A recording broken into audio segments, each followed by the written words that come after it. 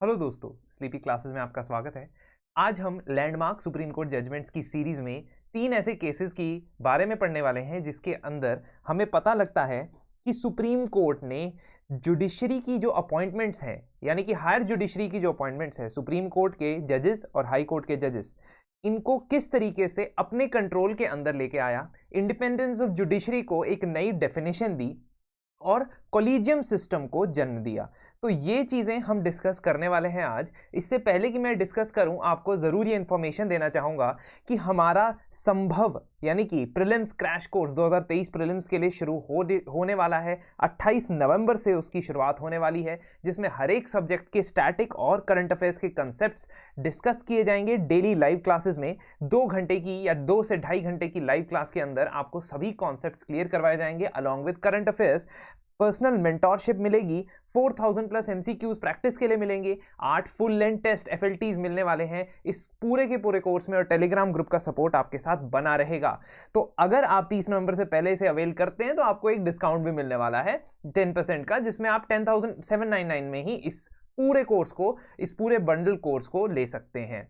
चलिए, collegium system OPEC है, ऐसा रिजिजू यानी कि मिनिस्टर ऑफ लॉ जो हमारे मिस्टर किरण रिजिजू साहब है, उन्होंने कहा है कि ये जो कॉलेजियम सिस्टम है ओपेक है, ये साइलेंट गवर्नमेंट नहीं रह सकती इसको लेके। जुडिशरी अपनी अपॉइंटमेंट्स खुद से करती है और उसकी अपॉइंटमेंट्स किन बेसिस पे हो रही है उसके ऊपर भी थोड़ा सा उनसे ट्रांसपेरेंसी की एक्सपेक्टेशन रखी जाती है, वो नहीं हो पा रही है, इसीलिए ये रेलेवेंट बातें डिस्कशन आजकल चल रहा है।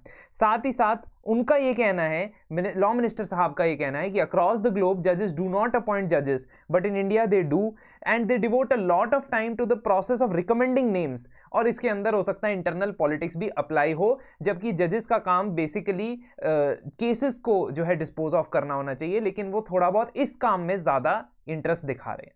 अब इस कॉलेजियम सिस्टम के बारे में जानने के लिए हमें केसेस के बैकग्राउंड के बारे में जानना पड़ेगा, और 3 केसेस को, जिनको 3 जजेस केस कहा जाता है, फर्स्ट, सेकंड और थर्ड, इनके बारे में थोड़ी जानकारी लेते हैं। 1981 का SP Gupta versus president of India and others case, 1993 का advocate on record association case और 1998 का स्पेशल रेफरेंस केस, ये तीनों केसेस एक एक करके जानते हैं। 1981 में उस वक्त के होम मिनिस्टर श्री शिवशंकर साहब ने एक सर्कुलर इशू किया जो सारे स्टेट्स के चीफ मिनिस्टर्स को भेजा गया एक्सेप्ट नॉर्थ ईस्ट के स्टेट्स। इसके अंदर उन्होंने ये सजेस्ट किया कि जो स्टेट्स के हाई कोर्ट हैं वहां पे 1/3 ऑफ द जजेस को दूसरे स्टेट से अपॉइंट करना चाहिए। यानी अगर Punjab and Haryana high court के अंदर अपॉइंटमेंट होनी है तो उस स्टेट के हाई कोर्ट के अंदर जो 1/3 जजेस होने चाहिए वो राजस्थान या मध्य प्रदेश या किसी और स्टेट के हाई कोर्ट से होनी चाहिए। लेकिन जुडिशरी से एसोसिएटेड जितने भी इंस्टीट्यूट्स थे, बार एसोसिएशंस थे, उन्होंने इस चीज़ को बहुत ही ज़्यादा कंडेम किया। कहा कि ये क्यों ऐसा कहा जा रहा है कि स्टेट हाई कोर्ट के अंदर आप इंटरफेयर क्यों कर रहे हो कि किसको अपॉइंट करना चाहिए, किसको नहीं करना चाहिए। कई सारी रिट पिटीशन फाइल की गई। उस सर्कुलर में बहुत सारी चीज़ें थी और उन सभी चीज़ों को हम डिस्कस नहीं करने वाले हैं आज, बिकॉज हमारा पर्पस ये है कि कॉलेजियम सिस्टम के ऊपर हमने ध्यान रखना है। अब ये बहुत सारी रिट पिटीशन जो है अलग अलग हाई कोर्ट्स में फाइल की गई, ये कहते हुए कि ये कॉन्स्टिट्यूशनली वैलिड नहीं है, क्योंकि हमारे कॉन्स्टिट्यूशन के अंदर separation of executive from judiciary ये एक बेसिक फीचर है, या सेपरेशन ऑफ पावर एक बेसिक फीचर है। अब इनमें से एक एडवोकेट जिन्होंने ये केस रिट फाइल की थी, एसपी गुप्ता जी थे, और इन्हीं के नाम से ये केस जाना जाता है। जो रिट पिटीशंस थी, सुप्रीम कोर्ट ने उन सभी रिट पिटीशंस में से बहुत सारे को अपने पास ट्रांसफर कर दिया, जिसे हम आर्टिकल 139 ऑफ द कॉन्स्टिट्यूशन में पढ़ते हैं regarding the transfer of cases from the high courts to the supreme court. इसका जजमेंट के लिए, इस केस को सुनने के लिए, इन सभी रिट पिटीशंस के ऊपर फैसला सुनाने के लिए 7 जजेस की बेंच बैठी, जिसमें 4:3 जजमेंट के अंदर हम ये जजमेंट देखेंगे जिसका नाम है एसपी गुप्ता केस।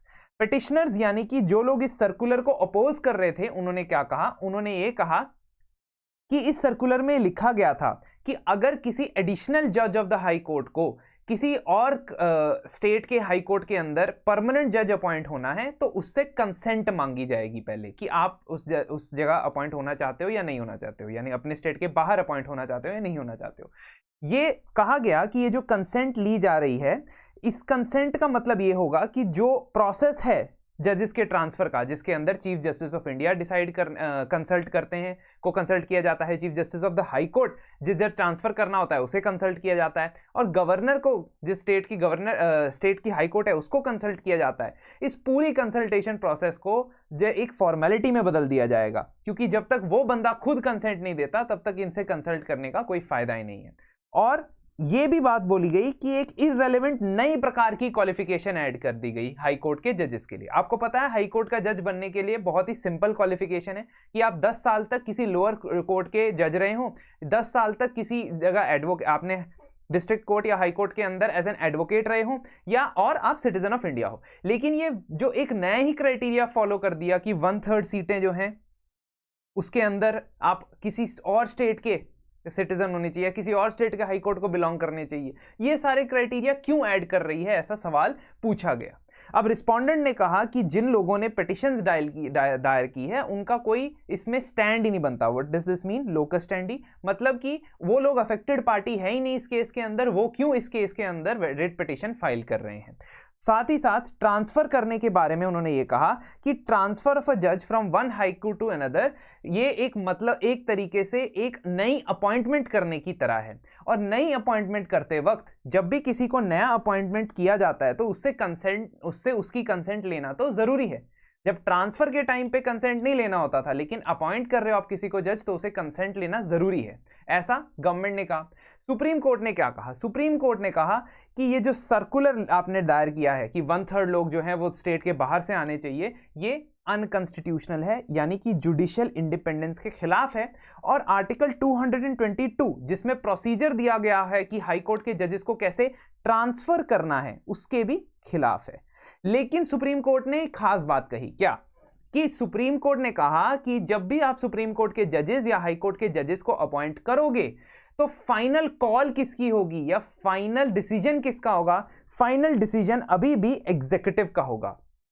क्यों? क्योंकि कॉन्स्टिट्यूशन को उसने इस तरीके से इंटरप्रेट किया। हमें आर्टिकल 124 और आर्टिकल 217 के अंदर सुप्रीम कोर्ट और हाई कोर्ट के जजेस की अपॉइंटमेंट का प्रोसेस दिखता है, और उसमें यह कहा गया है कि president will appoint the supreme court जजेस एंड द हाई कोर्ट जजेस after consultation with the chief justice of India. बस इतना ही लिखा गया है और कुछ नहीं लिखा वहां पे। तो ना तो कोलिजियम सिस्टम वहां पे लिखा है, ना ये लिखा गया है कि चीफ जस्टिस ऑफ इंडिया के साथ का जो डिसीजन है वो फाइनल होगा।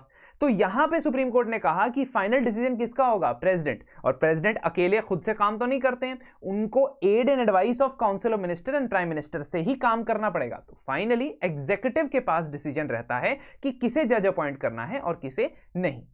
फिर क्या होता है? 1993 में दोबारा कई सारी रिट पिटीशन सुप्रीम कोर्ट के पास आती है। क्यों? क्योंकि हायर जुडिशरी में कई सारी वैकेंसीज पड़ी हुई थी और इनकी अपॉइंटमेंट को लेके जुडिशरी और एग्जीक्यूटिव के बीच में एग्रीमेंट नहीं बन पा रहा था। इससे दो सवाल नजर आते हैं इन रिट पिटीशंस के थ्रू। सबसे पहले तो चीफ जस्टिस ऑफ इंडिया का जो ओपिनियन है, अगर वो डिफर करता है एग्जीक्यूटिव के ओपिनियन से तो किसके ओपिनियन को मानना चाहिए? और दूसरा, जस्टिशियबिलिटी ऑफ द मैटर्स, यानी कि हाई कोर्ट्स के रिलेटेड या ट्रांसफर्स के रिलेटेड जो भी डिसीजन लिए जाते हैं, क्या उनको चैलेंज किया जा सकता है सुप्रीम कोर्ट में या हाई कोर्ट में या नहीं? अब पिटिशनर्स ये कहते थे कि एसपी गुप्ता केस ने तो आर्टिकल 50 को इग्नोर कर दिया, हमारे कॉन्स्टिट्यूशन के आर्टिकल 50 को। आर्टिकल 50 कहता है separation of executive from the judiciary. तो ये बहुत ही इंपॉर्टेंट आर्टिकल माना जाता है और पिटिशनर्स का ये कहना था कि अगर आप एग्जीक्यूटिव को ये फाइनल कॉल लेने दोगे कि किसे जज बनाना चाहिए किसे नहीं, तो जुडिशरी की इंडिपेंडेंस तो बहुत ही खतरे में पड़ जाएगी। क्योंकि एग्जीक्यूटिव यानी कि जो गवर्नमेंट है वो कई केसेस के अंदर पिटिशन करता भी होता है और डिफेंडेंट भी होता है, रिस्पोंडेंट भी होता है। तो इन केसेस को इन्फ्लुएंस करने के लिए आप अपनी मनपसंद के जजेस को अपॉइंट कर सकते हो और ये प्रॉब्लम देखी जा सकती है। इसीलिए 124 और 217 के आर्टिकल के ऊपर आर्टिकल 50 को भी अप्लाई करके देखना चाहिए और एग्जीक्यूटिव को वो रोल नहीं देना चाहिए कि वो फाइनल डिसीजन ले सके किसी जज को अपॉइंट करने के लिए। कोर्ट को कंसल्टेशन की जगह कंकरेंस शब्द को समझना चाहिए, यानी जब consultation with chief justice of India लिखा है जहां पे, उसका मतलब होना चाहिए कंकरेंस। मतलब जब तक चीफ जस्टिस ऑफ इंडिया ना माने तब तक किसी को जज ना अपॉइंट किया जाए सुप्रीम कोर्ट के, हाई कोर्ट का। गवर्नमेंट का ये कहना था कि आर्टिकल 50 जो है वो सुप्रीम कोर्ट और हाई कोर्ट में नहीं अप्लाई होता है, स्टेट की लोअर जुडिशरी में अप्लाई हो सकता है। दूसरा, अगर हम चीफ जस्टिस ऑफ इंडिया की ओपिनियन को प्राथमिकता दे, प्राइमेसी दे और उनको अलाउ कर दें कि वो फाइनल डिसीजन ले, तो आर्टिकल 124 रिडंडेंट हो जाएगा, क्योंकि उसके अंदर तो प्रेसिडेंट को बोला गया है कि आपके पास अपॉइंटमेंट की पावर है। और कॉन्स्टिट्यूशन में ऑलरेडी बहुत सारे सेफगार्ड्स हैं जो जुडिशरी की इंडिपेंडेंस को बचा के रखते हैं। For example contempt of court है, फॉर एग्जांपल जुडिशरी का जो जजेस का कंडक्ट है वो पार्लियामेंट के अंदर डिस्कस नहीं हो सकता है। फॉर एग्जांपल उनकी जो सैलरीज, पेंशंस और अलाउंसेस हैं वो चार्ज्ड एक्सपेंडिचर होता है, कंसोलिडेटेड फंड ऑफ इंडिया में से निकलता है, और ये तरह तरह की सेफगार्ड ऑलरेडी अवेलेबल है, तो इनको और सेफगार्ड की जरूरत नहीं। लेकिन सुप्रीम कोर्ट के अंदर 9 जज बेंच ने इस एडवोकेट ऑन रिकॉर्ड केस के अंदर लैंडमार्क जजमेंट दी और एसपी गुप्ता की जजमेंट को रिवर्स कर दिया। इसका मतलब यह हुआ कि in the issues regarding the appointment of जजेस in higher judiciary, opinion of chief justice of India will be given primacy. तो इसका मतलब उल्टा कर दिया, स्केल्स जो टिल्ट कर दिए फेवर में किसके, चीफ जस्टिस ऑफ इंडिया। इसका मतलब यह हुआ कि कंसल्टेशन नहीं है, कंकरेंस है। जब तक चीफ जस्टिस ऑफ इंडिया की अप्रूवल नहीं मिल जाती आप किसी को जज नहीं बना सकते। और साथ ही साथ एक एडिशनल चीज दे दी जिससे कॉलेजियम सिस्टम का जन्म होता है।